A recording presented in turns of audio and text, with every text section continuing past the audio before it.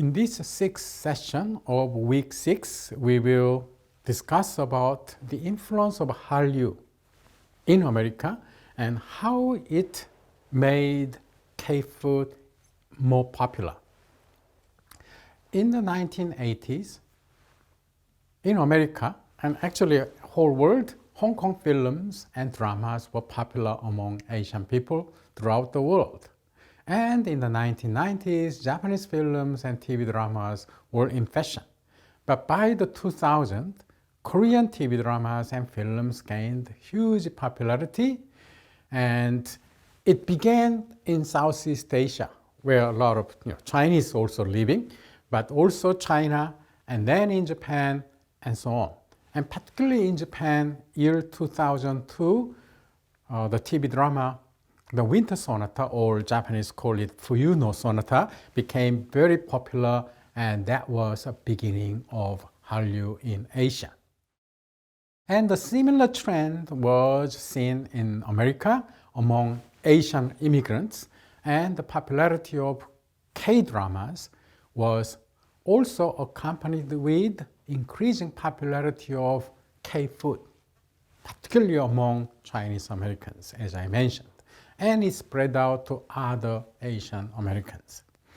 And they became important customers for Korean restaurants and supermarkets in the US, but also in Europe and Oceania as well. And this was because this was a global trend in the next and last 2 decades. In the early, K-drama attracted middle-aged Asian Americans. However, now the new K-pop music and dance attracted younger generation Asians and European Americans as well.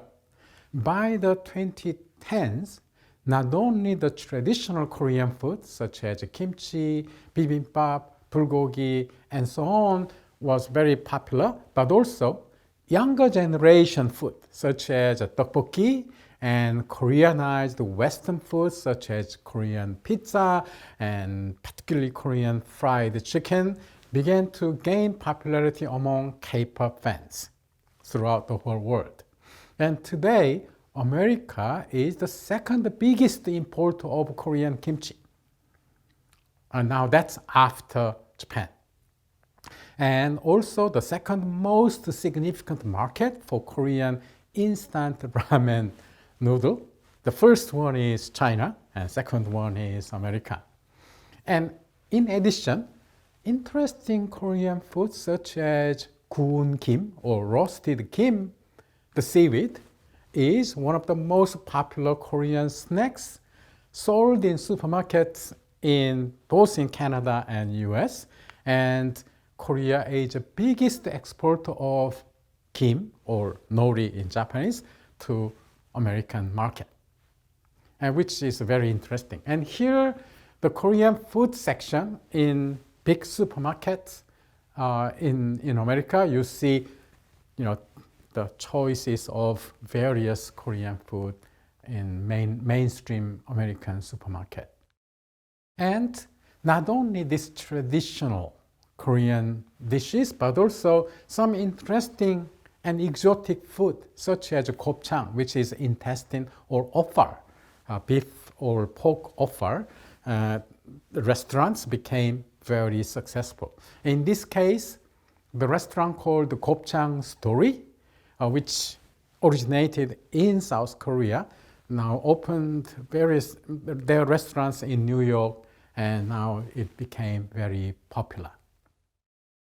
And at the same time, the Korean Americans also made various fusion food, and which gained tremendous popularity. And in this image, you see that this is in Los Angeles, and the food truck is stopped there, and then there is a long queue. Now they sell the fusion taco, the Mexican food, and like a kimchi burger and kimchi taco and bulgogi taco and so on. Now this new Korean fusion, small business ventures, they use SNS to market their food. So in this case, this food truck, they would send messages to their fans that what day, what time, where exactly in Los Angeles the food truck will be. And then their followers come to that place to enjoy the food. And as I mentioned, particularly Korean Mexican fusion food is very popular. And there is a small venture, Kogi Korean barbecue, that was launched in Los Angeles and by a gentleman named Roy Choi and his friends in year 2008, and they particularly gained immense popularity with its spicy pork tacos, kimchi quesadillas, and short rib ciders on Twitter and fast food. So these young Koreans making fusion food and using the newest digital technology, the SNS, they market their food. And there is another company. Now this is more sort of in the Midwest in America, and now that's called the Seoul Taco, and that's their food truck, and that's what they make, similar to the Kogi taco, but they operate in Chicago and Minnesota and Indiana and along the Midwest. So let me summarize what we have covered in this week 6. Asian American cuisine was slow in entering into mainstream American culinary scenes because of prejudice and so on. But eventually, American society itself became more globalized, especially after 1965, and more diverse Asians came into America, and they also contributed diversifying American culinary scenes. And also there was a cultural changes that happening in America, and American customers became more open to non-European values and beauties and so on through the 1960s civil rights movement and countercultural movement and hippie movement and so on. And cosmopolitanism gained more value among the young people of the 1960s. So that helped Americans to accept exotic American food. And here, Chinese food was one of the first Asian food that was accepted by the mainstream American customers. And then later, Japanese food, much later, but with Japan's post-war economic development, now J-pop and J-culture gained huge popularity, and that helped Japanese cuisine more available and more loved by American people. And sushi particularly gaining popularity was almost a revolution because Americans were not used to sticky rice. They were not particularly not used to sashimi, the raw fish, but with sushi that changed. That's a major culinary changes in American history, I would say.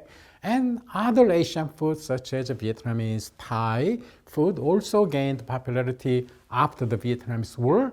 And Korean American food, initially it was confined mainly to Koreatowns in Los Angeles and so on, and Hawaii, but gradually it spread out to outside of Koreatowns.